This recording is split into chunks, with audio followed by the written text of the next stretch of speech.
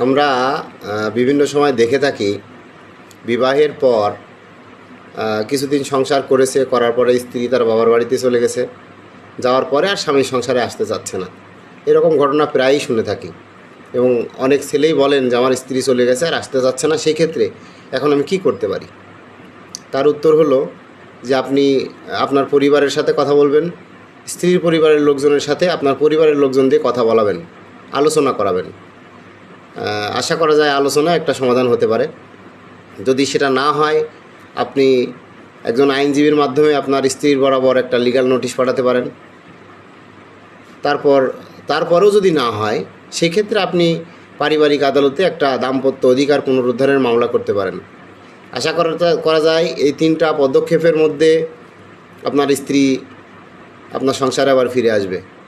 তবে একটা পরামর্শ হলো যে স্ত্রী বাবার বাড়িতে গেছে, আসতে চাচ্ছে না বলেই আপনি হুট করে তাকে তালাক দিয়ে দেবেন, এই ধরনের কর্মকাণ্ড করবেন না।